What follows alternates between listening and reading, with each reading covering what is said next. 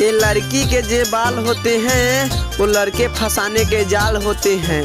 ना जाने कितने के खून पिए हैं इसने, तभी तो ओठ लाल होते हैं। दिल लगी क्या होती है दिल लगा के तो देखो, दिल लगी क्या होती है दिल लगा के तो देखो, आपको खुद मालूम चल जाएगा, एक बार आजमा के तो देखो।